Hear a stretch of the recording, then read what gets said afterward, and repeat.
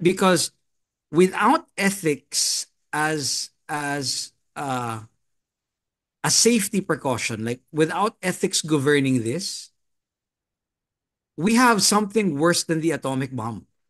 Yep. We have something worse than, and if the world doesn't come together and decide that there should be global ethical standards when it comes to the use of this is going to be like, sabi ko nga, this is going to be worse than the Cold War. Yes. When the US, and it's happening now, it's happening now. I mean, there's a reason why, call me a conspiracy theorist, but there's a reason why DeepSeek and Quen are coming out and challenging the West, uh, without guardrails, ethical guardrails to like just rein everything in. We have something, we could be looking with yung ethics lang talaga yung ano eh, that makes AI not an extinction level event, Mm. because if without the ethics, we could be looking at an extinction level tool that wala eh, kasi it could be weaponized, it could be used in so many crazy ways to change, like even now there are talks of like algorithm, like social media, one of the biggest challenges. Without ethics, they just become like sound chambers because Yes. of the algorithm, right? I mean,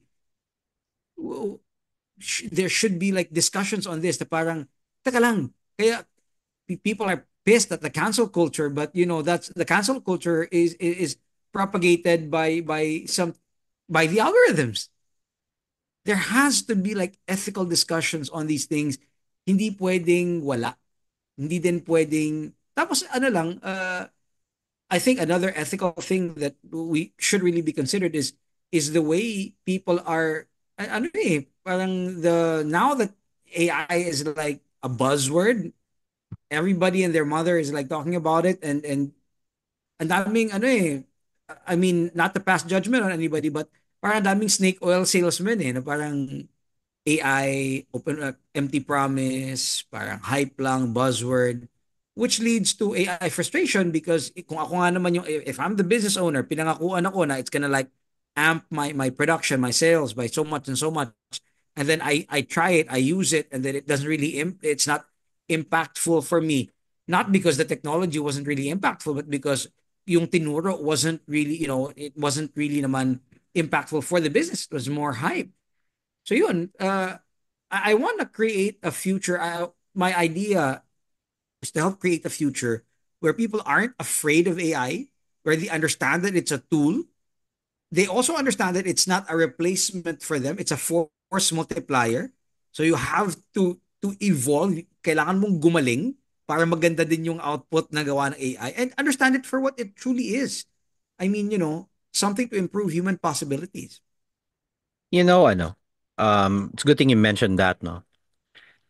Many of the narratives that, for example, what you're trying to promote, it it's not too far from the original narratives, for example, for big data, for analytics.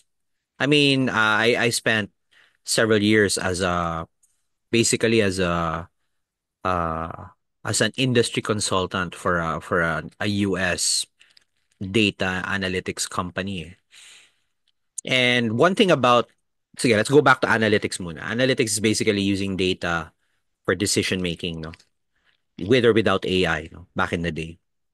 What made that technology different from other IT technologies? Now may mga IT, may CRM, may ERP, um, was those kinds of solutions were like plug and play point solutions, no? Like you implement SAP, now you have a inventory tracking system. Pero when you say analytics, it's very bespoke. Parang, oh sige, we need to get data from that database and that's other database, put it in yet another database. That's called data warehousing. And then you implement dashboards on top of that. So you have metrics. So the promise was if you're able to integrate all of this data, then in a way you become a data-driven enterprise. No, you can become like Google, parang ganun. But the reality was, and still is, it's so hard to do.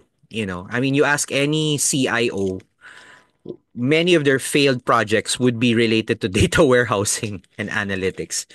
So maraming broken promises. And then there's also what I would call compromises now. So you don't do data warehousing anymore, but just implement Power BI, you implement Tableau, visualize stuff to death, and hopefully you get something out of it. But in reality, it doesn't really work that well without data warehousing. Now, the reason why I'm starting there is fast forward ngayon to Gen AI. A lot of the purported benefits of Gen AI mirror the purported benefits of analytics, except it's much easier to implement. I'm not saying you don't need good clean data, pero even if you don't even have data, Gen AI will work. No? In fact, you can use it to clean the data you have. So yung ganong intuition is flipped on its head kasi nga anyone who minted their career, for example myself, during that era of analytics, we're all